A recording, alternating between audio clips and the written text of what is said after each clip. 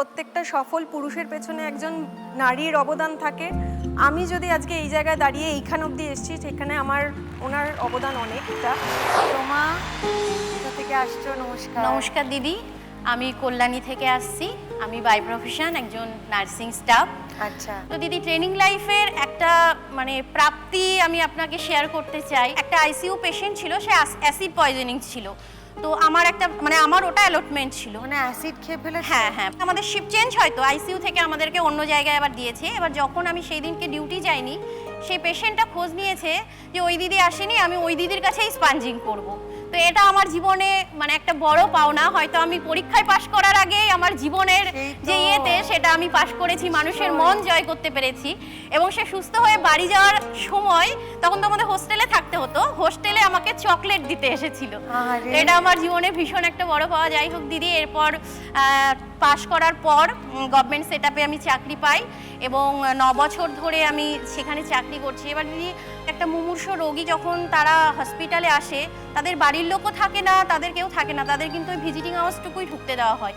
তো তারপরে তারা সম্পূর্ণই দায়িত্ব কিন্তু আমাদের ওপরেই ছেড়ে দিয়ে যায় এবং তাদেরকে সুস্থ করে তারা যখন বাড়ি ফিরতে পারে এবং বাড়ির লোক যখন হাসি মুখে বাড়ি যাওয়ার সময় বলে যায় দিদি আসছি, ভালো থাকবেন, তো এটাই আমাদের জীবনের সবথেকে বড় প্রাপ্তি। দেখো, আমরা আমাদের মঞ্চে পেয়ে গেছি একজন রিয়েল লাইফ দিদি নাম্বার 1 কে।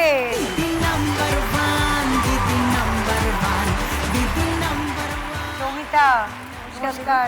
বলো কোথা থেকে এসেছো? আমি এসেছি মধ্যমগ্রাম থেকে। আমি হাউসওয়াইফ, বাট আমার একটা বিজনেস রান করি আমি। আমার বর অ্যাকচুয়ালি ডক্টরেট, উনি ফিজিওলজিস্ট, উনি এসছেন আজকে মঞ্চে। ডক্টরেট উনি নিউরোসায়েন্সে করেছেন, আর আমি ফিজিওলজিতে মাস্টার্স করেছি। ওনার একটা বিশাল বড় স্বপ্ন ছিল, সেই স্বপ্নটাকে আমি এগিয়ে নিয়ে যাচ্ছি। সেটা হলো কেমিক্যাল ফ্রি করে আমরা স্কিনের কিছু কেয়ারের জিনিস তৈরি করি, পিওর অর্গানিক প্রোডাক্ট। এই প্রোডাক্টগুলো নিজেরা বানাও? একদম, আমরা নিজেরা তৈরি করি, আমরা বাড়িতে তৈরি করি। আমরা যদি ক্যারট পাপায়া ফেস ওয়াশ বলি, তো ওখানে ক্যারট এবং পাপায়া দুটোর এক্সট্রাক্টই আপনি পাবেন। আমি আপনার জন্য কিছু প্রোডাক্টসও এনেছি, আপনাকে দেব। আর মানুষের কাছে পৌঁছাচ্ছ কি করে? আমি পৌঁছাচ্ছি, আমার প্রচুর এক্সিবিশন হয় দিদি। কি নাম তোমার ব্র্যান্ডের? আমার ব্র্যান্ডের আমি সৌমিতাস ক্রিয়েশন। সৌমিতাস ক্রিয়েশনের মধ্যে বরের কোনো নাম দিল না কিন্তু। এদিকে বরই ডাক্তার বাবু। আমার কোনো আপত্তি নেই। খুবই ভালো বর। তবে দিদি, সত্যি কথা, প্রত্যেকটা সফল পুরুষের পেছনে একজন নারীর অবদান থাকে। আমি যদি আজকে এই জায়গায় দাঁড়িয়ে এইখান অবধি এসেছি, সেখানে ওনার অবদান অনেকটা। তোমার ক্রিয়েশনগুলো একটু দেখি আমরা।